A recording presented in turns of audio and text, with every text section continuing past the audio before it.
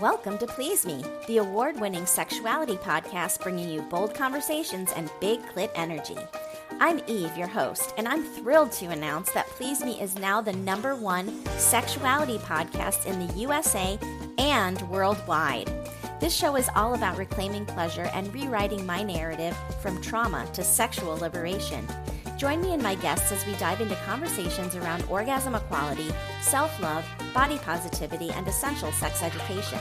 Let's reclaim pleasure and close the orgasm gap, one empowering conversation at a time. Did you miss last week's episode, Big Clit Energy, Unlocking Sexual Confidence? If feeling confident in the bedroom is something you struggle with, catch the replay and start your journey toward owning your pleasure unapologetically. I hope you've enjoyed these previously recorded webinars that are hosted monthly on SDC.com as I prepare for the release of Season 6. Sponsored by the Please Me Health Collective, these free monthly sessions explore sexual health, pleasure, empowerment, and biohacking for sexual wellness. Join the Please Me Health Collective, my dedicated group on SDC.com, where our community comes together to learn, grow, and connect. Check the show notes for a free trial code and check out my next free webinar, A Gift from Me to You. A huge thank you to everyone who's rated, reviewed, and shared Please Me. Because of you, we're now the #1 sexuality podcast in the USA and around the globe. Your support means the world and continues to amplify these essential conversations around pleasure, healing, and empowerment. Keep the love coming, leave a review, share your favorite episode, and help us reach even more listeners around the globe. Prefer to read? Subscribe to my newsletter on Substack for exclusive updates and more Please Me related news. I fund this show completely myself, and every new Patreon subscriber literally helps keep it alive and growing. I'm putting everything I've got into making this show. If you've ever thought about supporting it, now's the time to join me on Patreon for ad-free episodes and early releases, and my eternal gratitude for your support. Please Me is for mature audiences. Sit back, relax, and surrender to the pleasure of Please Me. ASN Lifestyle Magazine is your go-to source for sex-positive, sophisticated content covering everything from the swinger lifestyle and adult entertainment to intimacy, wellness, and more. You can read every digital issue for free, and subscribers get access to exclusive content. See the show notes for the link to subscribe and check out their Instagram. I'm excited to share that I now have a monthly column in ASN called Big Clit Energy, a Please Me series. Don't miss it and subscribe today. Welcome to Only Murders in the Building, the official podcast. Join me, Michael Cyril Creighton, as we go behind the scenes with some of the amazing actors, writers, and crew from Season 5. The audience should never stop suspecting anything. How can you not be funny crawling around on a coffin? No, that's true. Catch Only Murders in the Building official podcast, now streaming wherever you get your podcasts. And watch Only Murders in the Building, streaming on Hulu and Hulu on Disney Plus for bundle subscribers. Terms apply. This episode is brought to you by LifeLock. Between two-factor authentication, strong passwords, and a VPN, you try to be in control of how your info is protected. But many other places also have it, and they might not be as careful. That's why LifeLock monitors hundreds of millions of data points a second for threats. If your identity is stolen, they'll fix it, guaranteed, or your money back. Save up to 40% your first year. Visit LifeLock.com/podcast for 40% off. Terms apply. Breathe deep. Imagine your legs more limber in Duluth Trading Double Flex Denim. Envision euphorically squatting for that can of suds. Bending for your toolbox in a state of bliss. Lunging for your laser level on a whole new level. Relax and allow the flex to fill you with ability. Find your inner flex in Double Flex Denim only at Duluth Trading. The #1 selling product of its kind with over 20 years of research and innovation. Botox Cosmetic, out of botulinum toxin A, is a prescription medicine used to temporarily make moderate to severe frown lines, crow's feet, and forehead lines look better in adults. Effects of Botox Cosmetic may spread hours to weeks after injection, causing serious symptoms. Alert your doctor right away as difficulty swallowing, speaking, breathing, eye problems, or muscle weakness may be a sign of a life-threatening condition. Patients with these conditions before injection are at highest risk. Don't receive Botox Cosmetic Cosmetic if you have a skin infection. Side effects may include allergic reactions, injection site pain, headache, eyebrow and eyelid drooping, and eyelid swelling. Allergic reactions can include rash, welts, asthma symptoms, and dizziness. Tell your doctor about medical history, muscle or nerve conditions including ALS or Lou Gehrig's disease, myasthenia gravis, or Lambert-Eaton syndrome, and medications, including botulinum toxins, as these may increase the risk of serious side effects. For full safety information, visit BotoxCosmetic.com or call 877-351-0300. See for yourself at BotoxCosmetic.com. You don't technically need this car. You say that out loud to yourself. You say, I have no space. You say, I'm just looking. Then you click. Then you zoom in on photo number 87 and whisper, oh no. Then you text a friend, the one who always enables you. You say to yourself, this is the last one, knowing it is not. You don't need this car. But maybe, just maybe, this car needs you. Bring a trailer.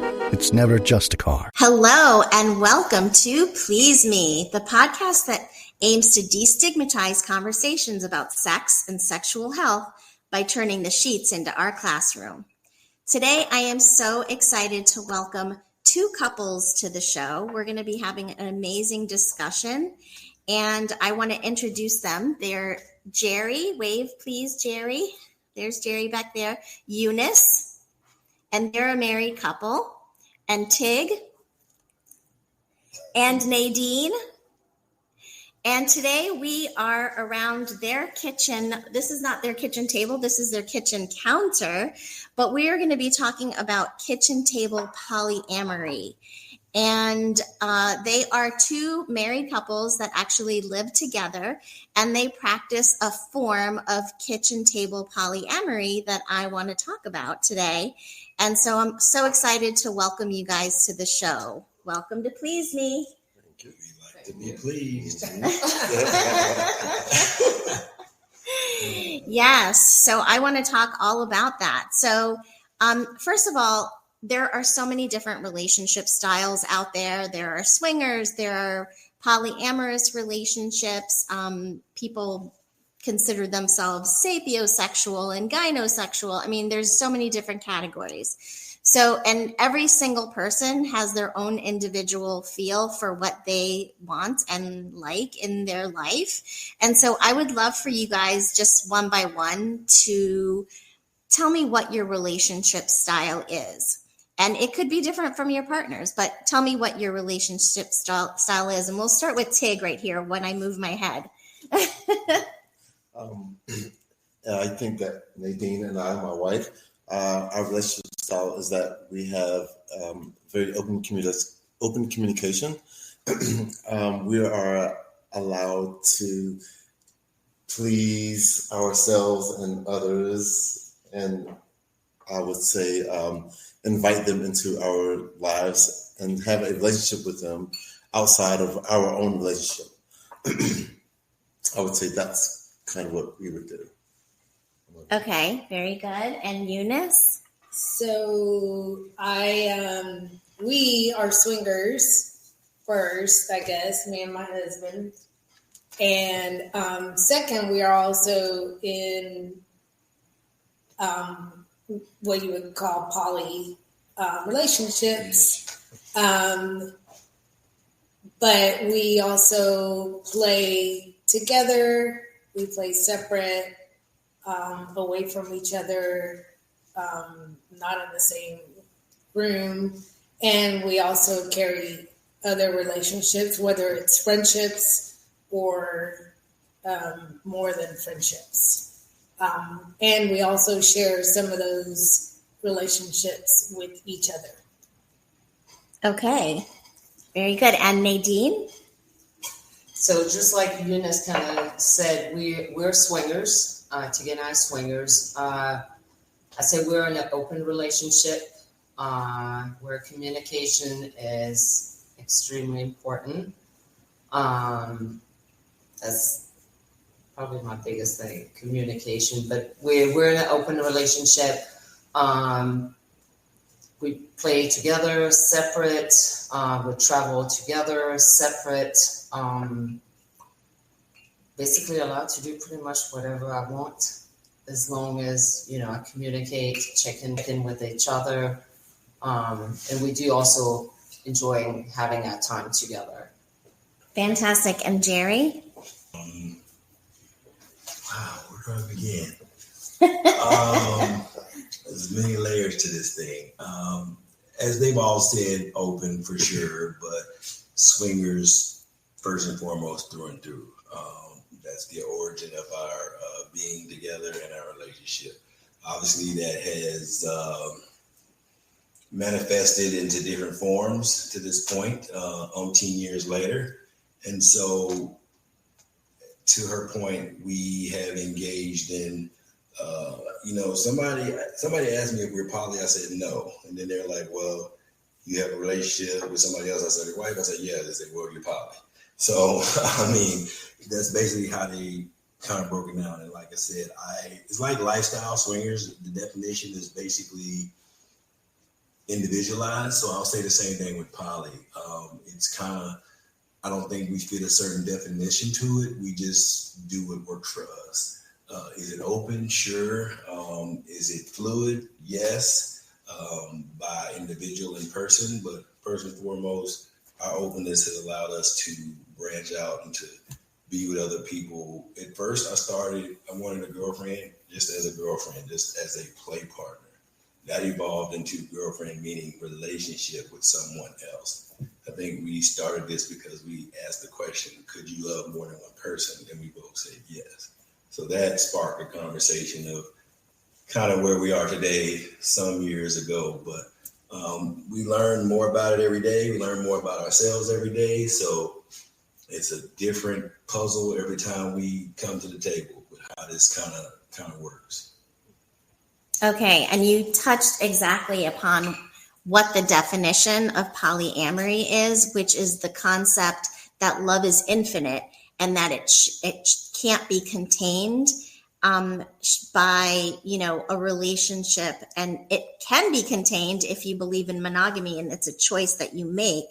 But the concept of loving infinitely or having the ability to love more than one person is really the concept of polyamory. And so you guys basically said, both of you, Eunice and Jerry, that you both could love more than one person. And I believe that too. And so swinging, polyamory all falls under the umbrella of ethical non-monogamy.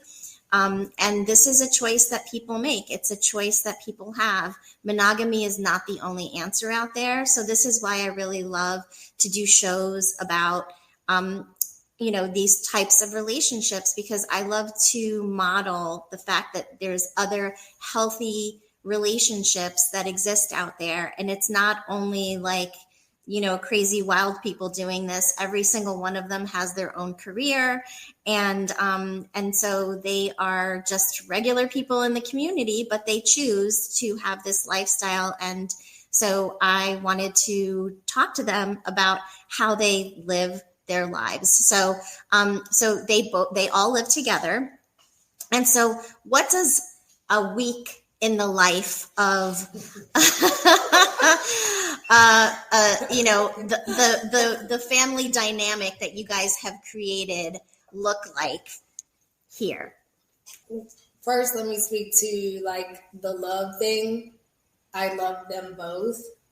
So I think that's what makes us like be able to live together and, be in the kitchen together, eat meals together. We don't necessarily have to be like, we have to cook for everybody or we have to buy food for everybody.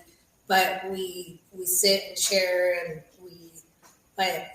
because it's new. Yeah, we're like a family. Yeah, we're like a family. And we do intertwine sometimes. And also, you're asking about a day here. So let's go to like a Friday night. It can go from this to all of a sudden the doorbell starts ringing and friends start coming over and we're like having drinks and all of a sudden we look up and it's 5:00 in the morning. So we're talking, drinking, having fun with each other. It's just a combined thing. On a work night, because I think it is kind of new. We do this a lot. So well, especially me and Nadine, we kind of, I think because we're trying to get used to the living situation, maybe we kind of like just like, oh, let's do shots and let's, talk shit and, do whatever. So yeah, and then we're like, okay, it's time for bed. And that's that. I think the interesting part is that we live together, but just for clarity, we're not in a relationship together. We live together, we're close. I guess in a way we do have a relationship with each other, but just not in the, I guess, traditional sense. That's something that we kind of like said, this is what we are. But if you think about it, the way we maneuver, because we are so close and consider each other family, like it's almost like we are in a relationship together in a way. We make sure each other's okay. I travel a lot, so Teague makes sure Eunice is okay. And so it's just a very collective effort of our being under the same roof right now. So it's definitely a lot of fun for sure. And I think it still allows us both have enough space that we can have our own lives separate from each other's lives, as well as have the life together. And myself. Yeah, we're in a common area right now, but again, mostly we're upstairs space. You got the downstairs space, but again, the house is big enough to where we don't have to feel like we have to be in each other's space at all times to kind of like feel the white noise. We allow each other to do their own thing, and it just effortlessly flows together when it wants to come together, and it just comes together when it should. I love that. And I want to just jump back in here and talk about sovereignty, because that is a concept that came up in another show. And, a lot of times in traditional relationships, especially in monogamous relationships, and I'm talking about even like purity culture type relationships where the woman, when marrying her husband, loses her sovereignty, right? Because suddenly there's like this level of control. And so here in these relationships, it really feels to me from what you're explaining that sovereignty is really something that's important to you, and radical honesty, as Nadine discussed and said, communication is so important, is something that you guys practice. So I'm just curious, because I know that, in these types of relationships, communication is super important. And I'd love to know if you've experienced any feelings of jealousy when other relationships may come into play that you may feel challenged by, or if that's something that you've already worked through. I'd love your take on jealousy. Well, for me, I've never really been, I would say, a jealous. No, you're not. I'm not a jealous person at all. My point of view was jealousy was a weak emotion, so you should get over it, and never let jealousy, sometimes jealousy can influence your decisions that you make. I've been a bartender for a large portion of my life, and I've seen a lot of relationships and jealousy, and things get turmoil, and decisions are made in haste, and it's just a bad thing. So if you can check your jealousy and put the facts aside and let your emotions not drive your decisions, then I think you can manage a little bit better. So that's why I try not to get jealous in our relationship. So I try to keep things at a, keep calm, make wise decisions. That's what I would think. So I think jealousy is a normal thing, but I also think jealousy is something that you can't control. So for me and our dynamics, we have discussed, we always communicate about what we're doing. We try to communicate as much. Sometimes, but we're not perfect.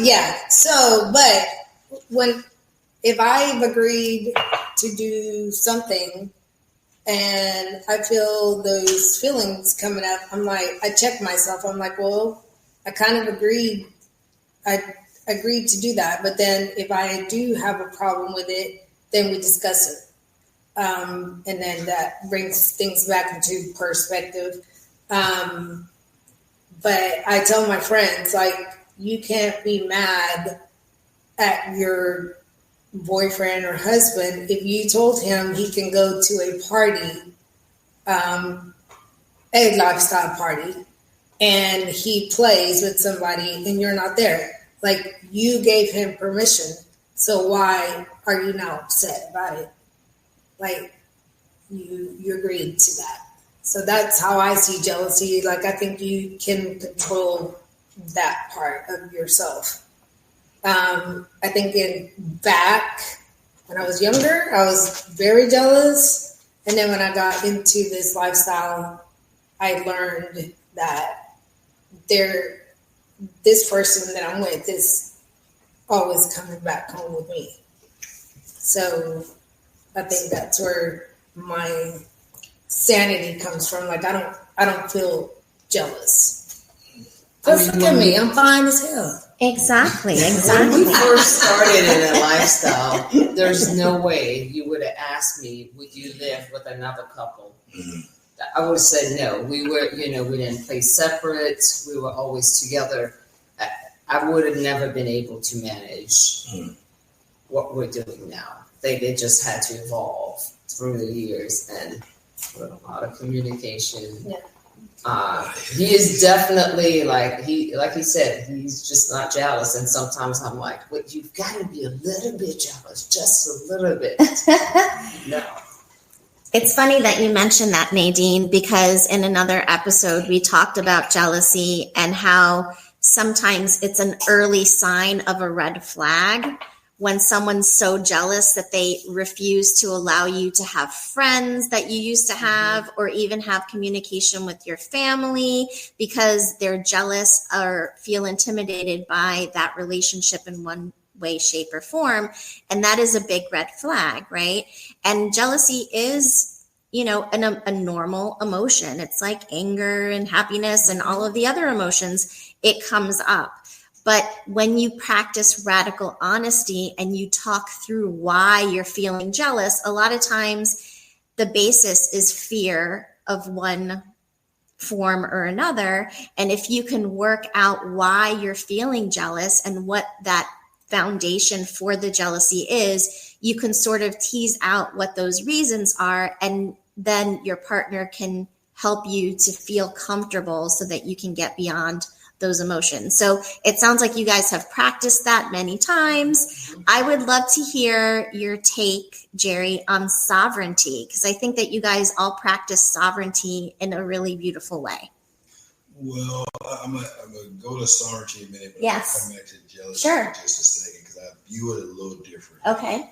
I think as much as I don't show it, there's always a sense of jealousy. But for me, I think jealousy means you care. It's kind of like the argument of when a woman starts arguing, it means she doesn't care. I think jealousy is a human emotion that is necessary, that we all have. I think it's our fight or flight. But I also think for the most part, jealousy equals insecure.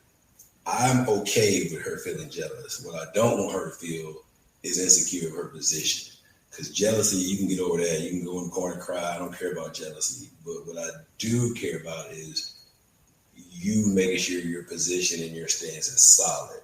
Because that is where I want to separate jealousy versus the security. Because jealousy, I think sometimes you want the person to be jealous, right? I think we've all gone through stages of life. You try to make somebody mad or jealous, right? Why? You want to see if they care. Same thing.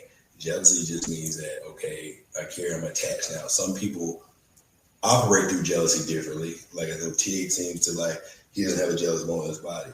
I don't either per se, but there are some things or acts that can make me be like, You know what I mean? I feel like that's reserved for me or that's mine. So we all have that sense, right?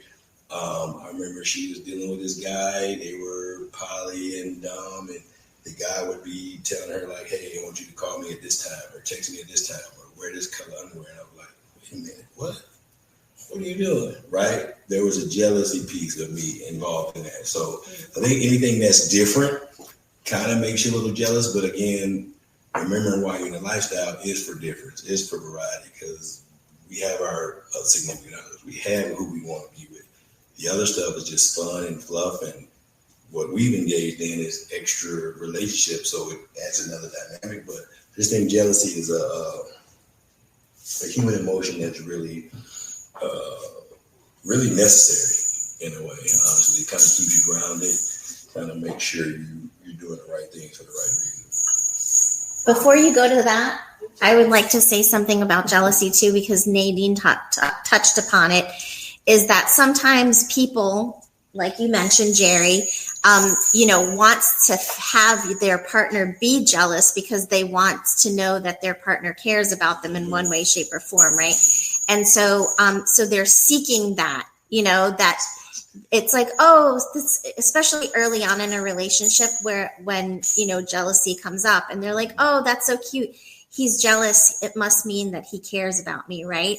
And, everybody has their level of emotions, and some people will feel more jealous than others. And some people have worked through it where they're like, okay, the emotion doesn't come up as much. But I love that you clarified that, Jerry, because, even though you say you don't really feel jealous most of the time, there are instances where it does come up, where you have felt that way. So yeah, that was a really great explanation. So I would love to hear your take on sovereignty. Well, I think we just organically fall into it in a way, based on just how we are, not only as a couple with each other, kind of, like you said, relenting that control to someone. It's kind of like the Dom sub dynamic. Really, what people don't understand is the sub that's the one that's really in control. So it's the same kind of concept of kind of releasing that control of emotion and feeling and well-being to someone else. So I think, again, we kind of fall into that because of how we live and how our lifestyle is. But again, because we're so close, it just adds another layer to it. Because I think there's some close people that we have in our circle that I don't know if I would necessarily even want to think about staying together, right? So there's obviously levels to it, for sure.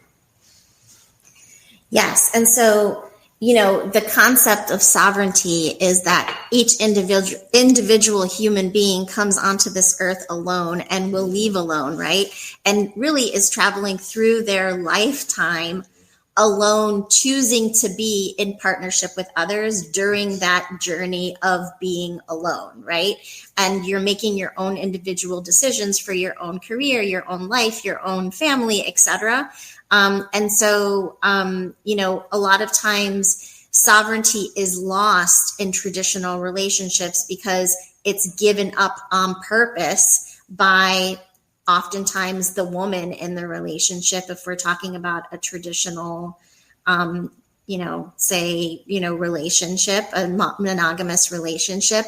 And so when you have the concept of sovereignty, I think it really, and you practice it, meaning you respect the other person's life and their choices, right? Then you are able to lend yourself and your life to different types of open relationships like the ones that you're living.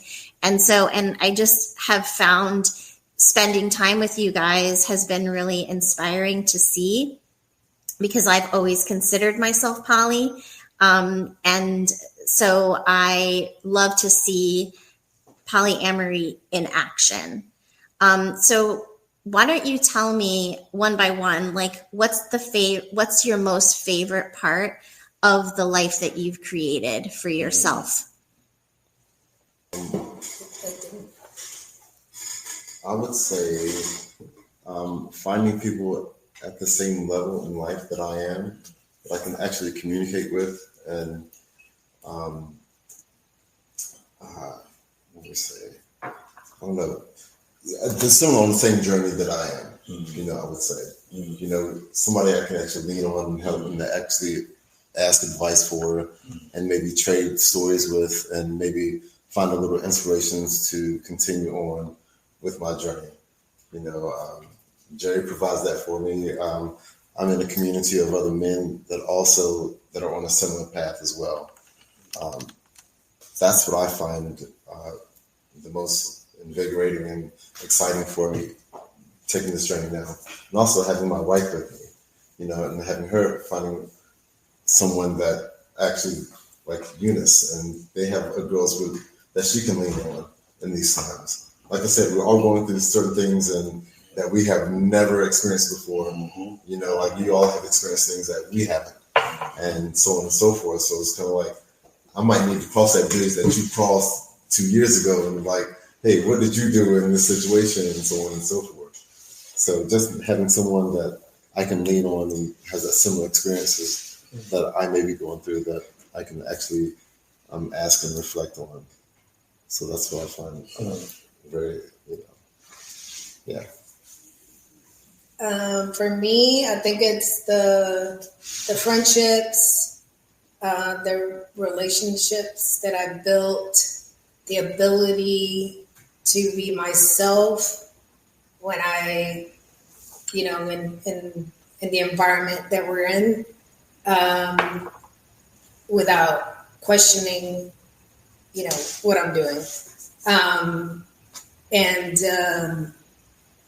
I think, like, again, back to relationships, like we, being able to be part of a group of women that kind of lean on each other, and we still can come back and, be with our husbands, and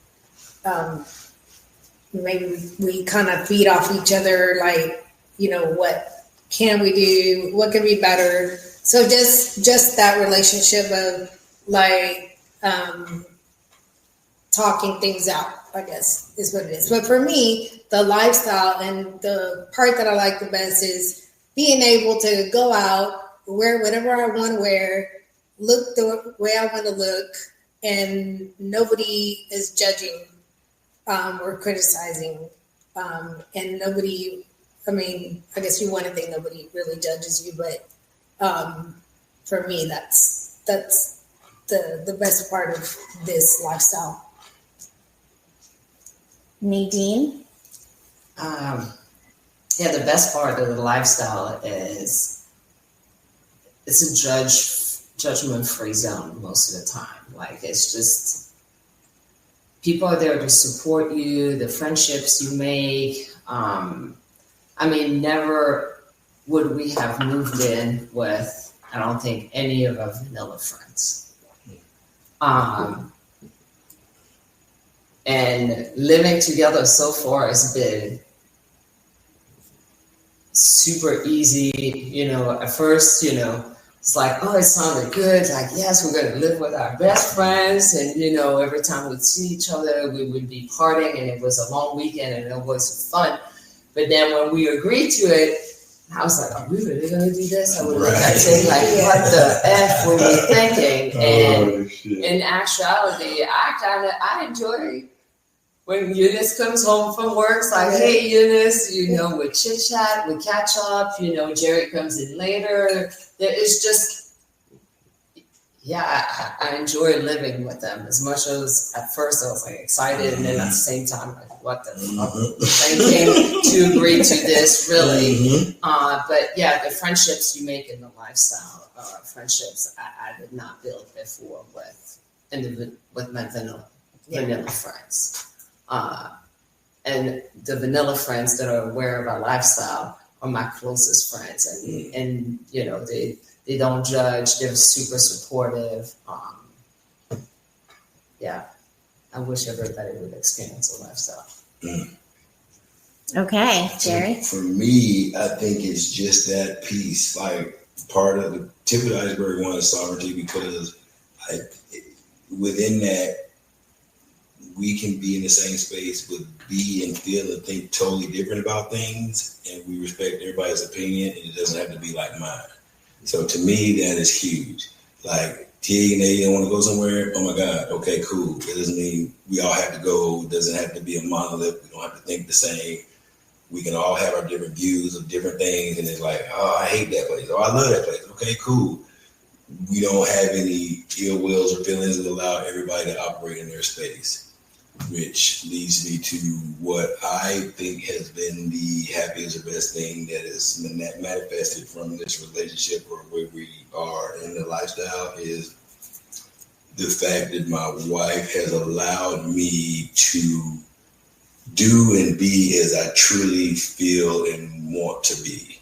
Like, she hasn't restricted me in any way.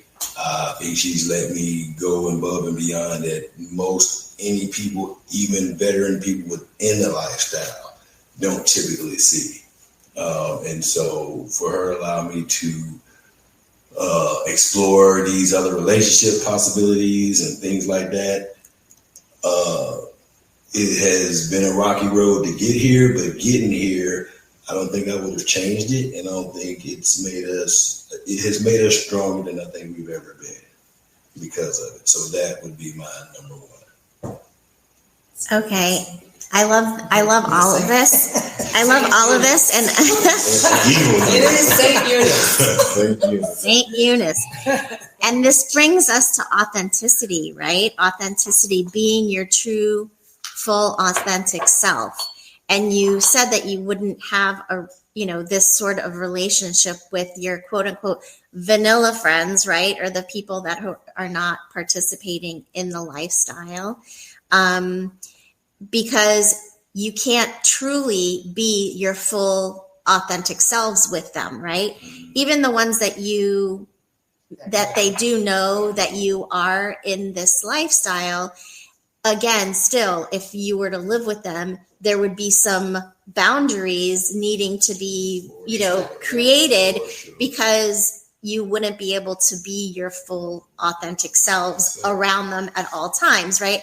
And so that leads me to authenticity. But I would love for you guys to talk about how it feels to be fully and truly your authentic selves. And when you have a community like that respects you and that's open-minded and that's not judgmental, how that has impacted your life. Optimism isn't sunshine and rainbows. It's fixing things, changing the way we fix things. It's running the world on smarter energy. Because if optimism never stops, then change can't either. GE Vernova, the energy of change. Whoa! That was a bop! Ooh, let's keep the party going with the Claptrap Public Domain Serenade! Happy birthday to you! Let's all loot and shoot! Ba-ba-doo-doo! Borderlands 4! Well, that kind of fell apart toward the end. But you get the idea. Borderlands 4 is out now! Buy it! Buy it, buy it, buy it! Rated M for mature. ¿Hablas español? Sprichst du Deutsch? Komm du norsk? If you used Babbel, you would. Babbel's conversation-based techniques teaches you useful words and phrases to get you speaking quickly about the things you actually talk about in the real world, with lessons handcrafted by over 200 language experts and voiced by real native speakers. Babbel is like having a private tutor in your pocket. Start speaking with Babbel today. Get up to 55% off your Babbel subscription right now at babbel.com/Spotify. Spelled BABBEL.com/Spotify. Rules and restrictions may apply. You're tuned into Auto Intelligence, live from Auto Trader, where data, tools, and your preferences sync to make your car shopping smooth. They're searching inventory. Oh, yeah. They find what you need. They're gonna find it. You can make a budget for your wallet to help you succeed.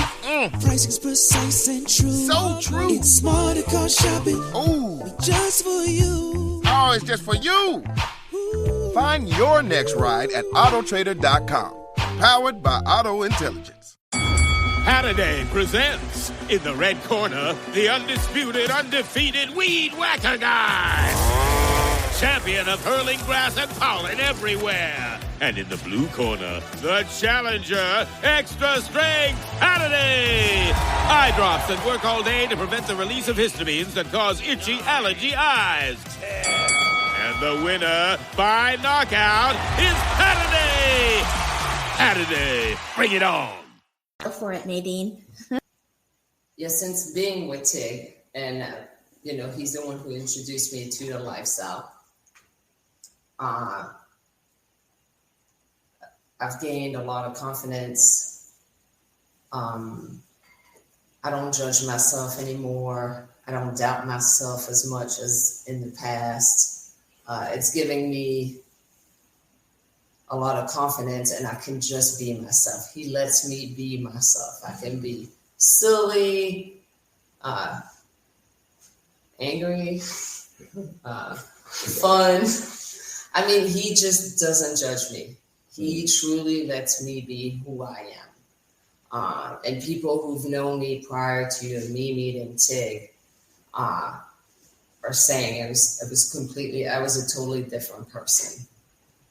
And I don't think that, and being in the lifestyle has allowed me even more to be truly myself, to where I want to be.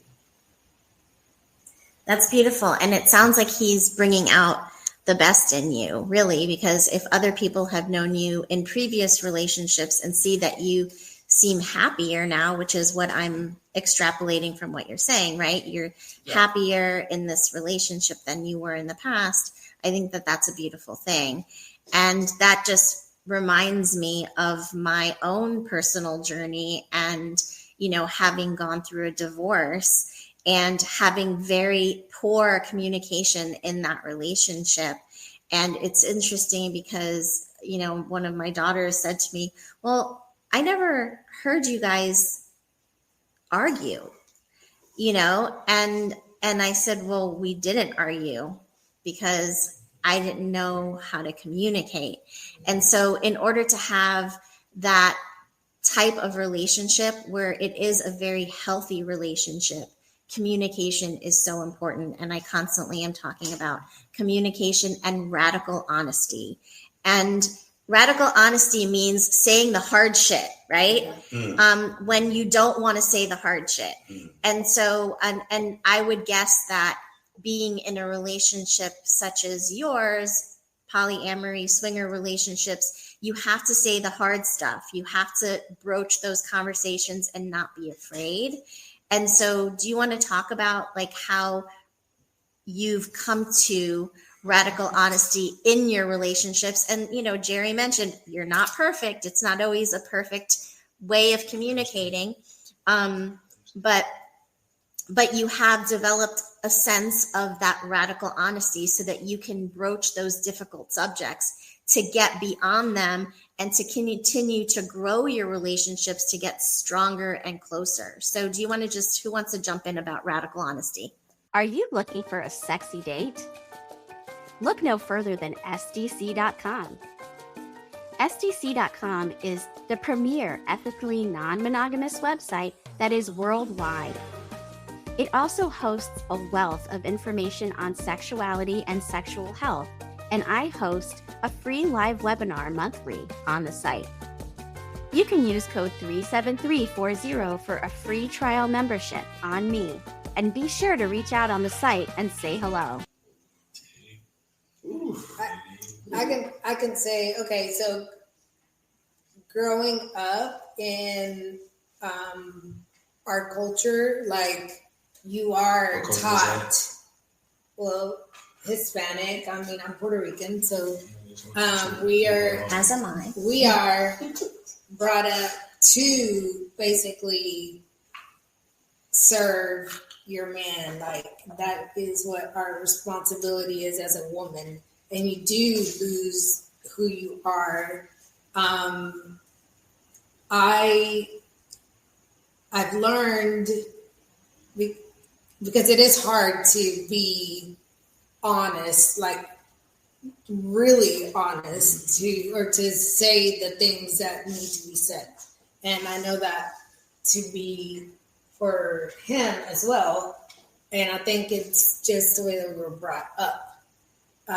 So like, I think it, for me, is like, it's embarrassing if I want to do something and I say it and I don't know how it's going to come out. You know what I mean? Like, like, I have to think about it so many times before I say it, because I feel like, oh my God, like, how's he going to take it or whatever. But we've worked through some of those things, because it's like, okay, well, this is what I would like to do. And even making myself vulnerable to him and to other people because I let the honesty come out. So I think it's important to be honest. I think that if without it, like, this doesn't work. At least it wouldn't work for us. 100%. I mean, honesty is so, so important in relationships. And I think that a lot of relationships have a really hard time and struggle with that because they start to worry about what the other person's going to say, what their reaction's going to be. They're fearful that it might end things between them. And they go to like the extremes where, you know, as adults, we are all adults here, right? We can take a lot more than we give ourselves credit for, right? We can handle a lot more than we give ourselves credit for. And this is the fifth entity in the relationship. And this little kitty cat gets love from everybody who comes into this home, including the guests.